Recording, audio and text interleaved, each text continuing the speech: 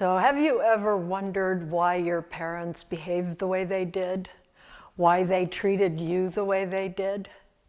My guest today is both personally and professionally well suited to help us understand the answers to these questions.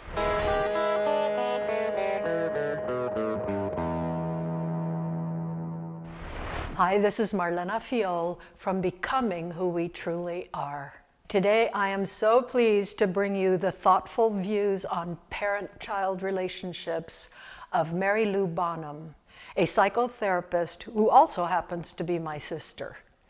Our parents were medical pioneers who did heroic things like revolutionize how leprosy is treated on the planet today. But there are always costs to greatness, it seems, and some of those costs we bore as their kids. Mary Lou will help us understand why parents behave the way they do and what we can learn to help us manage our own family relationships. I remember our father being angry a lot of the time.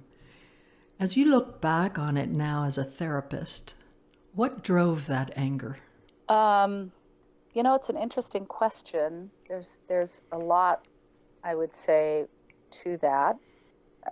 Culturally, certainly the history and then our dad's own growing up experiences, were like there was a lot of adversity. So I believe that dad, and with any human, I think we have two basic ways in which our needs can be met. One is through vulnerability and asking for help and support, and the other is through power and control.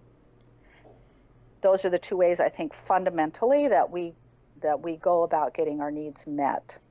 And you could probably add, but I would say dad, because of this toughness, vulnerability was not an option. Like, we never heard him say, "I'm sorry."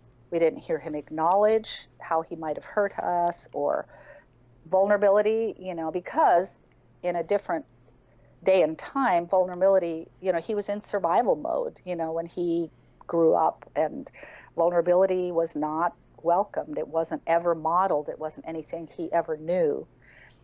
So control was his go-to. Like, that's how you handle anything, right?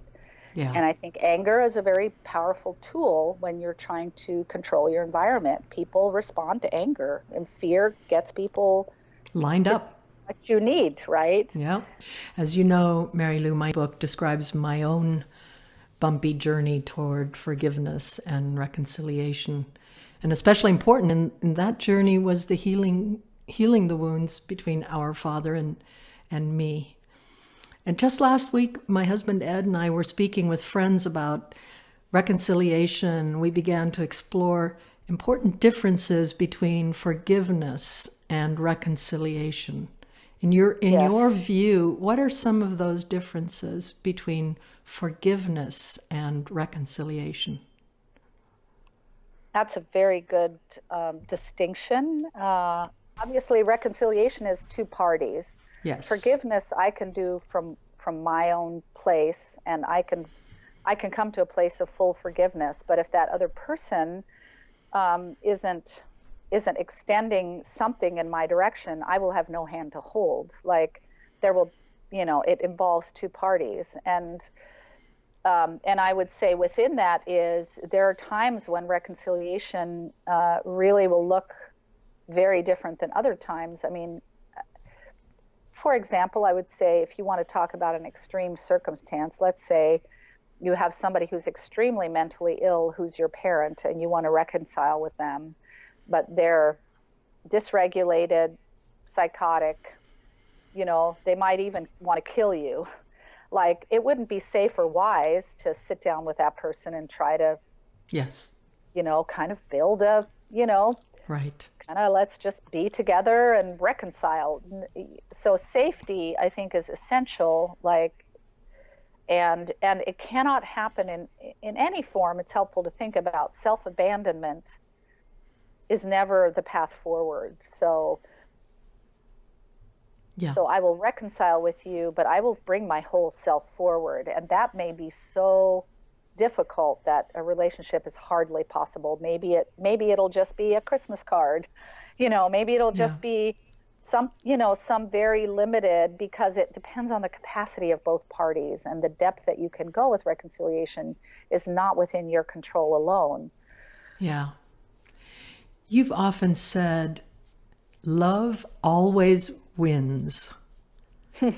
Can you define love as you're using that term when you say love always wins? So interesting that you say that, because you had said that at the end of this interview, if there's anything that I wanted to say, what would it be? And it was that's what I was going to say. That's great. That's just great. I would say it wins in an enduring. Love endures is maybe a better way to say it. I guess wins. I believe in the ultimate final end of the equation. There is a quote from one of the saints that says, all is well, and all is well, and all manner of things will be well. And another way of somebody saying this was, all things will be well in the end. If all things are not well, it is not the end yet. Yeah. What a wonderful way to end this conversation with you, Mary Lou. Thank you, my sister, for sharing yourself so generously with us. If you found value in this program, please give it a thumbs up or press that subscribe button on your screen. It makes a big difference. And if you'd like to listen to my full 1-hour interview with Mary Lou, the web address is in the show notes below.